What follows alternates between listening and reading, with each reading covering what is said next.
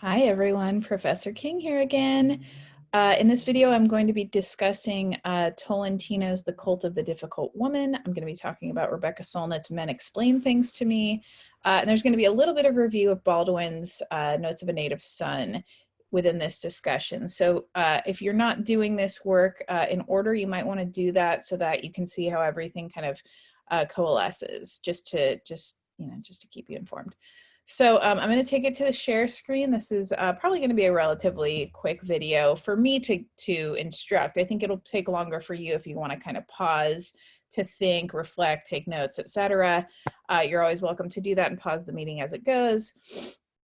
I actually encourage you to do that. So I'll take it to the share screen. I'll try and be as short as sweet as possible. And again, as you need to pause, take notes, meditate, reflect, really critically analyze these texts that we're looking at. So I'll go to the document, right? And let me just scroll down a little bit, not all the way, but a little bit. Okay, so we are looking at Rebecca Solnit's Men Explain Things to Me and Gia Tolentino's The Cult of the Difficult Woman. So the first thing I would have you do is to kind of copy down this triangle-esque Venn diagram that I've placed here for you, and then fill it in with what you're seeing in the text in terms of rhetorical analysis, in terms of similarities and differences, in terms of structure, style, information, argument, claims, evidence, analysis, any and all things we've learned up through chapter 6. So fill in the similarities that the readings share here, and then kind of the differences, just leave them in their own separate boxes. But one thing I'll say is remember parallelism. And what I mean by that is if Solnit has something specific to her reading, what you'll want to put in Tolentino and then in Baldwin is either how they do that differently, or how theirs doesn't do that thing, how it might lack the thing that Solnit does, and vice versa for all of them. So that way, when you're doing a comparison and contrast, it's easy to see the points that are parallel points and contrasting points. You're not just saying Solnit does this and this and that, and you forget to show us what the link to Baldwin or Tolentino is, right? So that's what I mean by keeping it parallel. So if you're going to put an item under here for Solnit, put its corresponding similarity or contrast here or here, right? Always keep it equal, always keep it balanced.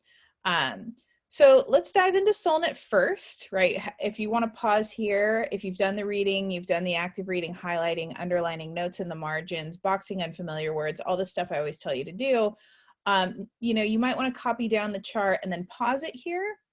And then see, right, if what you wrote down kind of coincides with what I'm going to talk about in terms of the readings. And if not, it doesn't mean you're wrong, right? It just means that you're looking at one of the aspects that I'm not addressing, or that you caught something different, or you saw it differently, and we can engage in that process in the discussion boards and in the grading and all that. So don't, just because I don't mention it here doesn't necessarily mean that you're wrong. It just means that you saw a different aspect of the text. But if you got similar ones to me, great, your brain kind of works like mine, which is terrifying. But also, I guess, good since I'm the teacher, I guess, who knows. All right, so let's look at Solnit first, right? So if you think about her structure, it's kind of similar to Baldwin, and this is where I'm giving you a little bit of those Easter eggs, right? In that, if we think about Baldwin, right? Baldwin starts off talking about this interpersonal relationship with his father, right? This one-to-one relationship with his father. He has this interaction, or really this lifelong interaction with his father.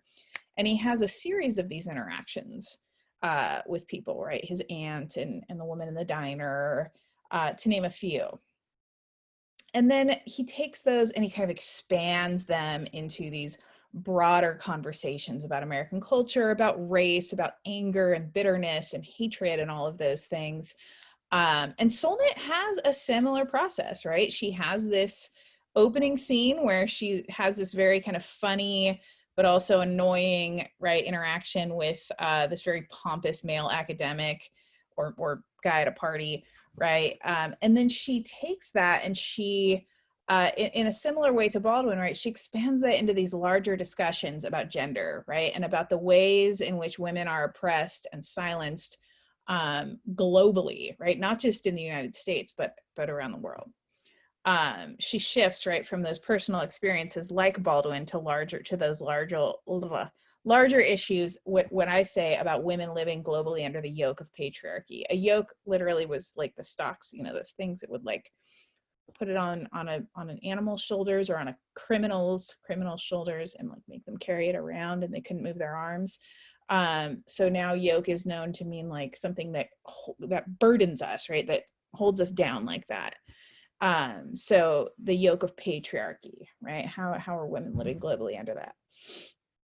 And think about the information and the evidence she provides. And just like Baldwin, the conclusion that she comes to at the end, right? Or the conclusions that she comes to.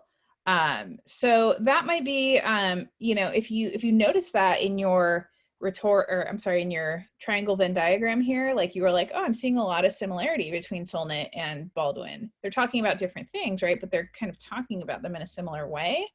Kudos to you, right? So now let's move on to Tolentino, because Tolentino structurally is going to be different. She doesn't necessarily take it from this personal experience and then expand on that. She kind of goes just broad experience and then examples, right? Almost, again, like an academic essay. Tolentino's very academic in that respect, right? Like argument, or at least like introduction, all these different claims, evidence, and analyses, and then conclusion at the end. So for Tolentino, it's about a reimagining of famous women, about a reimagining of celebrity, of women in mythology, particularly what she calls difficult women, right? Those whom our culture, our society has seen as challenging or difficult or weird or unlikable or problematic in some way. How now culturally, you know, in this sort of at the time she's writing in 2019, you know, feminist zeitgeist, like how we're reimagining women that we used to sort of shun or look down upon, right? So think about the need for this reimagining in terms of kairos, right? In terms of the perfect time, place, occasion, setting, cultural climate for this sort of thing. Why is it happening now, right? Like, why didn't this happen 50 years ago? Why is it happening in the, you know, late 20 teens?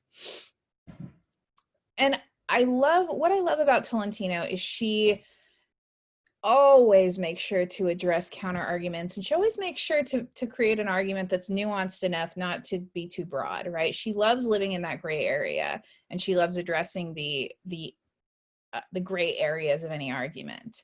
And I think this is incredibly helpful so that we don't just say, I agree wholeheartedly or I disagree, right?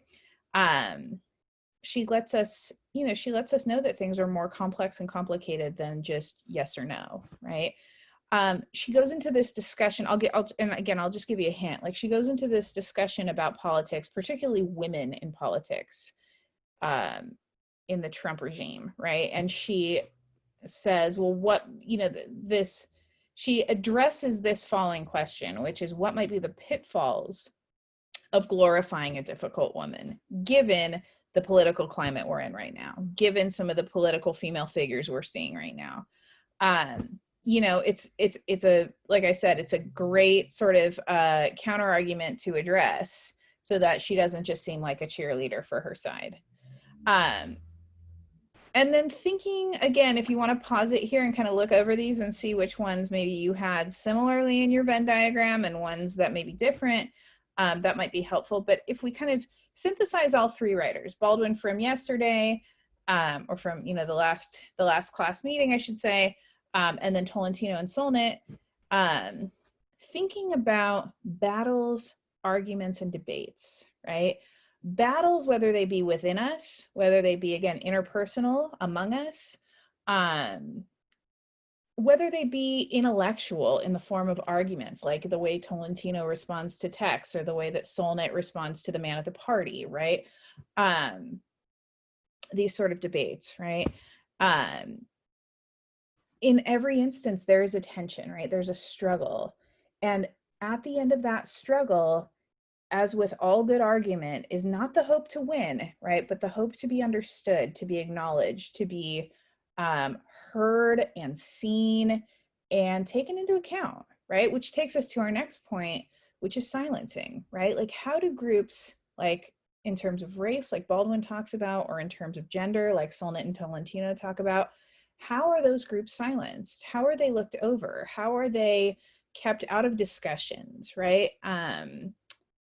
Out of social activities? And why then the sort of inevitability of the battles? And some of those battles are actual physical, literal battles, right? Like some of these that Solnit and Baldwin and Tolentino talk about, right? It's not just like the verbal arguments, the intellectual arguments, but it's like real boots on the ground kind of stuff, right? What does that have to do with silencing? And what does it have to do with how we're perceived, right? Think about the rhetorical situation. There's always a speaker, right? There's always a rhetor, a creator of the text. That creator of the text wishes to be perceived in a certain way. And that's either because they haven't been perceived that way before, or they're trying to get a certain point across, right? And they want to get that point across in the most successful way possible. So again, don't just think of these items as a list, but think of how they're sort of woven and interconnected, right? Also the idea of telling stories, but not just telling stories, rewriting stories, right? If we think about Baldwin is kind of he's telling his father's life in a way that's probably very different than the way his father would have told his own life. Tolentino is talking about how we're rewriting difficult women under the context of feminist narratives, right? Solnit is literally sort of telling her story over the voices of people who want to ascribe her story to somebody else, and she's telling other women's stories.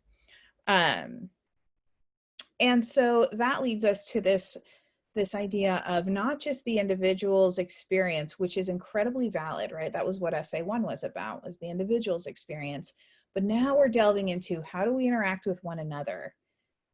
And not just on a one-on-one basis, but then in this sort of macro, large scale, global, statistical sort of way, right? What's going on in our society, right? Like from individual person to person to these sort of larger discussions, right? What's going on there? How do we see those two connected, or those ideas connected?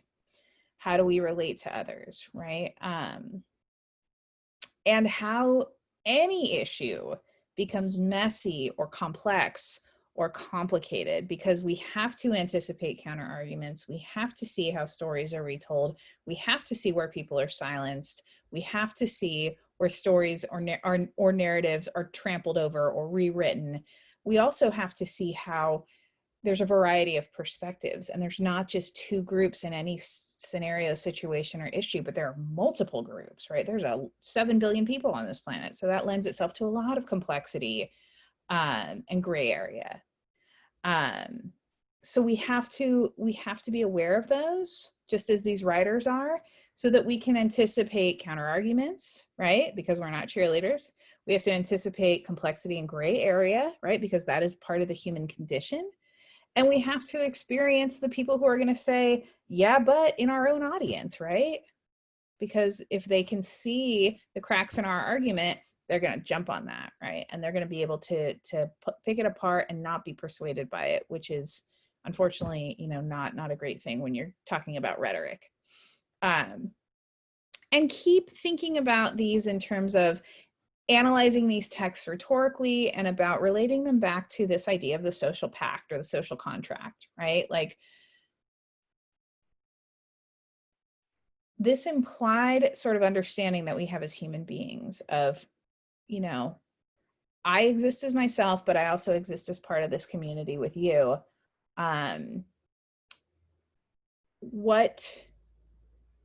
What does that do? How does that change argument? How does it change social issues? How does it change rhetoric? If I'm not, I'm not just, when I give an argument, I'm not just screaming at the wall, right? I'm talking to somebody. I'm interacting with someone. who may have a very different worldview or background or walk of life than I do. And I have to think about all of that. I have to get outside of just myself and consider everybody else if I ever want to initiate the kind of change that argument inevitably strives for, right? If we didn't want change, there'd be nothing we had to argue about. So thinking about all of that in terms of these readings, in terms of what they're bringing up for us, in terms of what they're making us think about, is incredibly valuable.